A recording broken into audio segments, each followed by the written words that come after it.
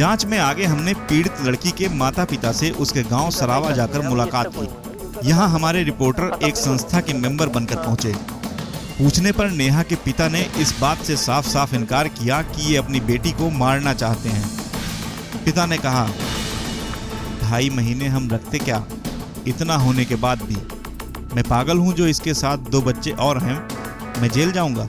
बाबा की हत्या करनी चाहते थे। हम हत्या कर 2.5 महीने रखते थे।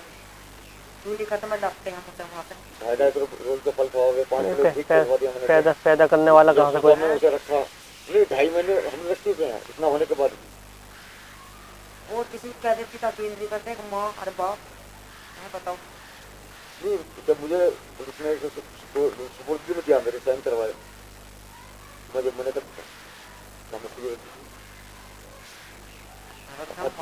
थे। इतना बड़ा हाईलाइट किया उनके बारे में कौन, मैं पागल हूँ जैसे कहता मेरे 2 बच्चे हो रहे हैं, मैं जेल में जाऊंगा। नेहा ने दोबारा अपने बयान में पैसों का भी जिक्र किया है। जब हमने इस बारे में पूछा तो नेहा की मां ने भी बताया कि शुरू में बहुत से लोग आए मदद के लिए, लेकिन कोई मदद नहीं किया। हालांकि बातों ही बातों में नेहा की मां ने हमें बताया कि एक नेता ने इन्हें 25,000 रुपए दिए थे, वो भी इनके हाथ नहीं आया। मां ने कहा, कौन से नेता ने हमें पैसा दिया? एक ने अभी 25,000 दिए, सबको बताइए, वो भी हमारे हाथ न मिले। लड़की ने खुद कह दी नेताओं ने पैसे देने बंद कर दे, जब नेताओं ने पैसे न दिए तो माँ बाप मारे। बताओ कौन से नेता ने पैसे दे दिए? एक ने भी 25,000 दिए, सबको पता दीदी जी कौन है वो, फिर भी हमें न मिले। वो बिचौली खा गए होंगे, लाने वाले होंगे। खराब हो गया, पागल हो रही, पता नहीं किसकी दे, 1 रुपया एक चवन्नी न में नाम पर नाम मेरा। इस मामले में शुरू से लेकर अभी तक कई हिंदू संगठन इनके साथ लगे हुए हैं। इसका पता हमें तब चला जब नेहा के पिता ने हमारी जांच के लिए हिंदू जागरण मंच के आशु त्यागी से हमारी बात फोन पर कराई। इन्होंने हमें यह भी बताया कि सारा मामला इन्हीं की देखरेख में चल रहा है। आशु त्यागी का इस मामले में किस हद तक दखल है वो इसके कारनामों से पता चलता है। पीड़ित के पिता ने हमें बताया कि प्रशासन पर दबाव बनाने के लिए मामले की शुरुआत में आशु त्यागी ने सीओ के कपड़े भी फाड़ दिए थे। ये अपनी बेटी नेहा का बयान बदलवाने के पीछे अपने बड़े भाई को भी जिम्मेदार ठहराते हैं। हाँ जी, आशु भैया, हाँ बोल रहा हूँ मैं। हाँ, ये एक भाई बैठे हैं आपके किसी हिंदू जागरण कौन से मंच से हैं, बता रहे हैं जो बात कर रहे हैं। क्या नाम है? आशु त्यागी हिंदू जागरण ने पूरा काम करा जब लड़की आई ना, उसमें किसी के कपड़े फाड़ दिए, चिंता तो बाद सस्पेंड करा दिया इन्होंने, समिति वालों ने ना। हाँ, जो कुत्ते माँ बाप अपना पैसा लेकर उसके पास रहते हैं। दूसरा वाला भाई आपका? हाँ, बड़े हैं मुझसे और से इसमें थोड़े आ नौकरी हो, उसकी सीख में सारा काम हुआ है। ओहो, ये है घर का बेदी है, घर का बेदी है। उसने मतलब यहाँ से करा सारा काम। उसने इस लड़की को सारा अच्छा हड़पने के लिए, मुझे बर्बाद करने के लिए इस लेवल तक गिर गया। पीड़ित लड़की के पिता ने हमें बताया कि शिवसेना और बजरंग दल के साथ साथ और भी कई संगठन इस मामले में उनकी मदद कर रहे हैं। यही हैं, कई हैं, शिवसेना वाले भी हैं, बजरंग दल भी सारे हैं, लगे रहे हैं अपने अपने हिसाब से। नहीं तो संगठन वालों ने करवाए होंगे। खैर, संगठन वालों ने कराया होगा भाई, कम से कम जो जिसे कानूनी जानकारी नहीं है आपको, तो क्या करोगे आप? और भी कोई है संगठन वाले, ये और भी कोई मदद करी किसी और ने कुछ आपको आगे करने के लिए? यही है, कई है, शिवसेना वाले भी हैं। अच्छा, सब लोगों ने बजरंग दल भी सारे लग रहे हैं अपने साथ से। अपनी जांच को आगे बढ़ाते हुए हमारी टीम जा पहुंची खरखौदा थाने। यहां हमने खरखौदा थाने के एसओ मनोज से इस मामले के बारे में पूछा। एसओ मनोज ने हमें बताया कि लड़की के बयान बदलने से पुलिस खुद कंफ्यूज हो गई है।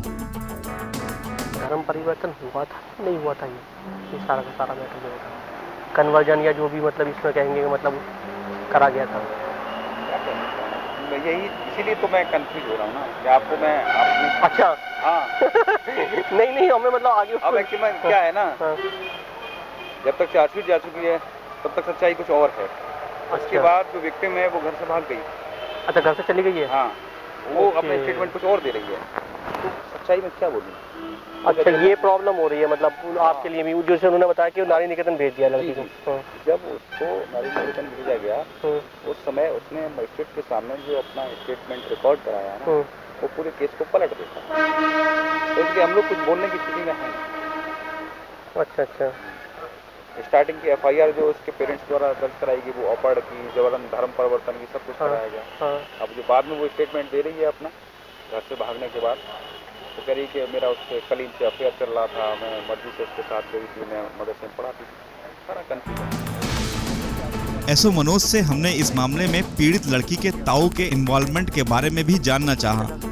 मनोज ने जो कुछ भी कहा उससे पीड़ित लड़की के पिता के द्वारा अपने बड़े भाई पर लगाए गए आरोप बेबुनियाद नजर आए। मनोज ने हमें कहा कि जो पैसे नेताओं ने दिए थे उसी के बंटवारे को लेकर दोनों के बीच झगड़ा चल रहा है, इसलिए नेहा के पिता इस तरह के आरोप अपने बड़े भाई पर लगा रहे हैं।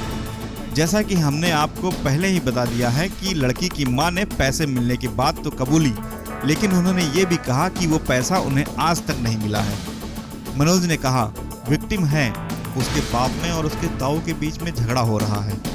ठीक है, कुछ संगठन कुछ पैसे दे गए होंगे पैसे के बंटवारे से संबंधित। उनके जो ब्रदर हैं उनका कुछ इन्वॉल्वमेंट बता रही नहीं है, है? वो खुद मतलब मेरी पर्सनल टॉक नहीं, अब तो उनमें झगड़ा हो रहा है आपस में। अच्छा, झगड़े का मैटर है। जो विक्टिम है उसके बाप में और उसके ताऊ के बीच झगड़ा हो रहा है।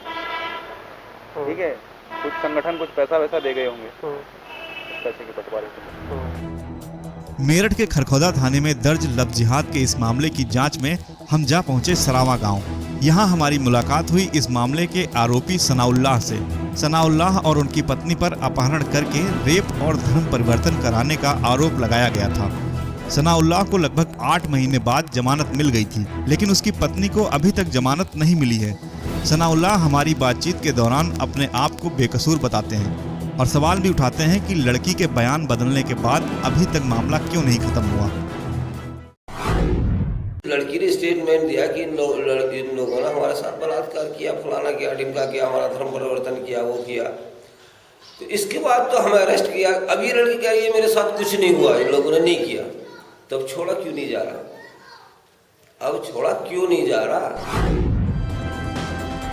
सनाउल्लाह और उनका बेटा इरफान दोनों ही इस मामले में अपने परिवार को गांव की राजनीति का शिकार बताया।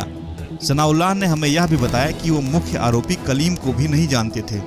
बातचीत में आगे उन्होंने बताया कि मामले में गांव के कुछ लोगों के साथ भारतीय जनता पार्टी के लक्ष्मीकांत वाजपेयी, विनीत अग्रवाल, राजेंद्र अग्रवाल जैसे बड़े नेता भी शामिल थे। फंसाने की जो समझ में बात आती है, गांव में अपने वर्चस्व बनाने के लिए किया हो, जहाद में पिछली कई चीज, बहुत सारी चीजें सामने से तो किसी ने गाली देकर मुझे यूनिका की तरह मर्डर कर दूंगा, लेकिन ईर्ष्या भावना। संगठन भी था, पार्टी भी थी, सभी लोग जुड़े हुए थे। भारतीय जनता पार्टी थी, इसमें लक्ष्मीकांत वाजपेयी का सबसे अहम रोल है, विनीत अग्रवाल का और राजेंद्र अग्रवाल का। हमारी जांच में अभी तक ये पूरी तरह से स्पष्ट नहीं हो पाया था कि वास्तविकता क्या है। क्या वाकई में जबरदस्ती धर्म परिवर्तन हुआ था या नहीं? क्या पीड़ित लड़की के साथ सामूहिक बलात्कार हुआ था या नहीं? लड़की ने अपना बयान क्यों बदला? इस तरह के तमाम सवालों के जवाब सही तरीके से नहीं मिल पा रहे थे। इन सवालों के जवाब तलाशने के लिए हमने कोर्ट में मौजूद कागजों पर भी ध्यान दिया। जब हमने एफआईआर और लड़की के पहले दिए गए बयान को देखा तो पहले ही नजर में इस मामले की कमजोर कड़ियां सामने आने लगी। लड़की के पिता ने एफआईआर में सामूहिक रेप का आरोप लगाया है, जबकि लड़की के बयान में सामूहिक रेप नाम का शब्द ही नहीं है। एफआईआर में कुल 6 लोगों पर रेप के आरोप हैं, जबकि पीड़िता के बयान में सिर्फ एक व्यक्ति पर रेप का आरोप लगाया है। लड़की से जब दोबारा और कहीं रेप होने की बात जब पुलिस ने किया तो पीड़ित लड़की ने एक रटा रटाया सा जवाब दिया था कि उसे अब कुछ नहीं कहना, जो बताना था वो बता चुकी है। एफआईआर में हाफिज को रेप का मुख्य आरोपी बनाया गया है, जबकि पीड़ित लड़की के बयान में हाफिज पर रेप का कोई आरोप ही नहीं है। बयान में लड़की ने कहा कि जब उसके साथ गलत काम हो रहा था तब उसे लग रहा था कि वो नशे में है, लेकिन ये नहीं बताई कि वो नशा उसे किस प्रकार दिया गया। एफआईआर में पेट पर चोट के निशान के बारे में बताया गया है। वो उस ऑपरेशन का है जिसमें पीड़ित लड़की के गर्भाशय में बच्चा फंसने के कारण उसकी नली को निकाला गया था। बयान में लड़की ने ऑपरेशन होने की बात मुजफ्फरनगर में कही है, जबकि जो रिपोर्ट न्यायालय में दिया गया है वो मेरठ के किसी डॉक्टर चैरथ के क्लिनिक का है। इन चीज़ों से ये साफ हो चुका था कि मामला वो नहीं है जो हमें दिखाया गया था। हालांकि यह मामला अभी कोर्ट में लंबित है और हमारा कुछ भी कहना न्यायालय की अवहेलना होगा। पुलिस भी जांच में लगी हुई है, लेकिन गौर करने की बात यह है कि जिस मामले को लेकर उत्तर प्रदेश के साथ पूरे देश का माहौल अशांत हुआ, उस मामले की सच्चाई कुछ और ही निकल के आ रही है।